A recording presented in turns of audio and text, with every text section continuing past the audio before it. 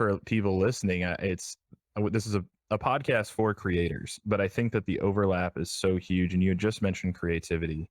I'm not sure. I'm sure in Austin, being at the university, you're around a ton of creative people. You're a creative person. You're an author.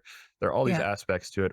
Can you speak to that experience at all of the creative side to self-compassion and maybe how those two things can interact in a healthy way? Yeah, there's actually also some research showing that more Hmm. self-compassion enhances creativity, right? Hmm. And so in general, what we know is that the more we feel threatened, the more that where we have really negative mindset, the more narrow our focus is. Again, so it's kind of like I said, it's you only see what's wrong, you get locked into it. You don't see the potential of what could be because you're only focusing so narrowly on what's wrong. Right. And what the creative process is being open to potentially what could be, whether it's artistic or whether you're writing. So you kind of, again, need that open mindset in order to really be creative. And so what self-compassion does is it allows you to be not so overwhelmed by the negativity. So let's say I have the thought, so I'm actually working on a new book at the moment. So let's say I were to have the thought, I can't do this, the blank page is so stupid.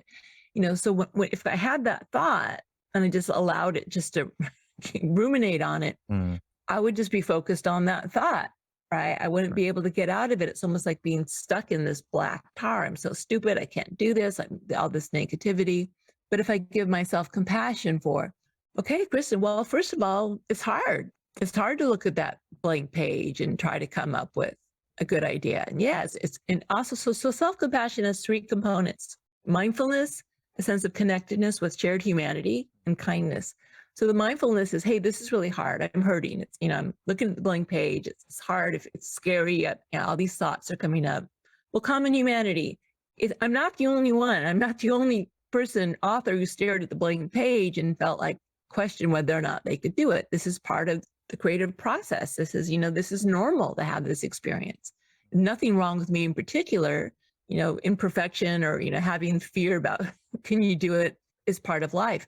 And then the kindness, which is might be something like, well, why don't you just try something? If it's not that, if you don't like it, you can revise it, right? It's a process. First of all, I believe in you. I'm here to support you. You kind of talk to yourself like you would a good writing coach. Mm-hmm. Let's just put something down on the page and then you can just keep on trying again. One of the great things about self-compassion is it's linked to learning goals and a growth mindset, right? It's okay to fail, right? Because failure is your best teacher, right? So if you're afraid of failing because you're going to call yourself incompetent, I can't write, I'm just a failure, then you're not going to try. So it's also linked to less procrastination. Why do people procrastinate?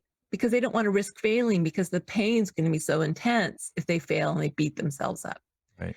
So it's like, okay, well, I'll just put something down on the page. It's okay. I can revise it. I can edit it. I can send it, get some feedback. And then that gets the process going. Right. And then when you aren't so afraid of failure, you're more willing to take risks. Well, why don't I try it this way? It may not work, but if it doesn't work, that's okay. Right. And all that freedom to try and to fail and take risks and be creative. That's what creative means.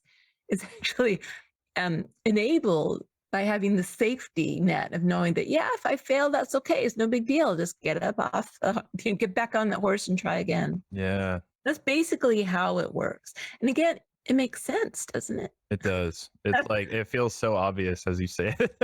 It does. I mean, that's the thing about self-compassion. It's so obvious. Right.